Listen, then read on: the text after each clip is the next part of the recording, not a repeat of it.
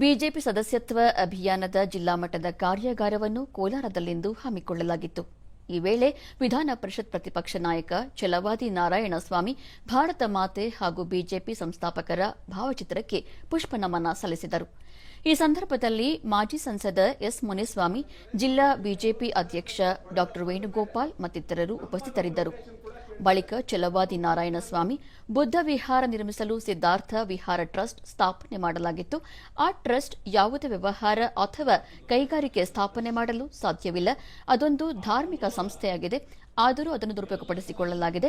ಟ್ರಸ್ಟಿಯಾಗಿರುವ ಸಚಿವ ಪ್ರಿಯಾಂಕ್ ಖರ್ಗೆ ಅವರನ್ನು ಸಚಿವ ಸ್ಥಾನದಿಂದ ವಜಾ ಮಾಡಬೇಕು ಎಂದು ಅವರು ಒತ್ತಾಯಿಸಿದರು. ಈ ಟ್ರಸ್ಟ್ನಲ್ಲಿ ಎಐಸಿಸಿ ಅಧ್ಯಕ್ಷ ಮಲ್ಲಿಕಾರ್ಜುನ ಖರ್ಗೆ ಕುಟುಂಬದ 7 ಮಂದಿ ಟ್ರಸ್ಟಿಗಳಿದ್ದಾರೆ. ಈ ಟ್ರಸ್ಟ್ಗೆ ಕೆಐಎಡಿಬಿ ವತಿಯಿಂದ 5 ಎಕರೆ ಜಾಗ ಪಡೆದಿದ್ದಾರೆ. ಈ ಹಿನ್ನೆಲೆಯಲ್ಲಿ ಜಮೀನು ವಾಪಸ್ ಪಡೆಯಬೇಕು, ಸಚಿವರ ವಿರುದ್ಧ ಕಾನೂನು ಕ್ರಮ ಕೈಗೊಳ್ಳಬೇಕು ಎಂದು ನಾಳೆ ರಾಜ್ಯಪಾಲರಿಗೆ ದೂರು ನೀಡಲಾಗುವುದು ಎಂದು ಹೇಳಿದರು. ನಿಗಮ ಮಂಡಳಿಗಳಿಗೆ ಬಜೆಟ್ನಲ್ಲಿ ಮೀಸಲಿಟ್ಟ ಹಣವನ್ನು ವಾಪಸ್ ಪಡೆದು ಖಾತರಿ ಯೋಜನೆಗಳಿಗೆ ಬಳಸಿಕೊಳ್ಳುತ್ತಿದ್ದಾರೆ ಎಂದು ಇದೇ ವೇಳೆ ದೂರಿದರು.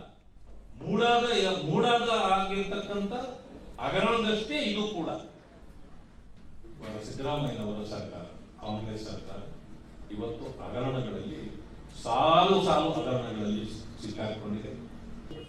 ಏನು ರಾಜ್ಯಪಾಲರಿದ್ದಾರೆ, ಅವರು ಮುಖ್ಯಮಂತ್ರಿಗಳಿಗೆ ಇವತ್ತು ಇದನ್ನು ಕೂಡ ಕೊಟ್ಟಿದ್ದಾರೆ, ನ್ಯಾಯಾಂಗ ತನಿಖೆಯನ್ನು ಕೂಡ ಅವರು ಕೊಟ್ಟಿದ್ದಾರೆ. ಎಸ್ ಮುನಿಸ್ವಾಮಿ, ಪ್ರಧಾನಿ ನರೇಂದ್ರ ಮೋದಿಯವರ ನಾಯಕತ್ವದಲ್ಲಿ ಬಿಜೆಪಿಯನ್ನು ಜಿಲ್ಲೆ ಮತ್ತು ರಾಜ್ಯದಲ್ಲಿ ಮತ್ತಷ್ಟು ಬಲಪಡಿಸಲಾಗುವುದು ಎಂದ ಅವರು, ರಾಜ್ಯ ಸರ್ಕಾರ ಭ್ರಷ್ಟಾಚಾರದಲ್ಲಿ ಮುಳುಗಿದೆ ಎಂದು ತಿಳಿಸಿದರು. ಶಾಶ್ವತವಾಗಿ ಕಾಂಗ್ರೆಸ್ ಇರಬಾರದು. ಭ್ರಷ್ಟಾಚಾರದಲ್ಲಿ ಮುಳುಗಿರ್ತಕ್ಕಂಥ ಕಾಂಗ್ರೆಸ್ ಪಾರ್ಟಿ ನೆಲದಿಂದ, ಜಲದಿಂದ, ಗಾಳಿಯಿಂದ ಪ್ರತಿಯೊಂದರಲ್ಲೂ ಭ್ರಷ್ಟಾಚಾರ ಮಾಡಿ ಇವತ್ತು ಕರ್ನಾಟಕದಲ್ಲಿ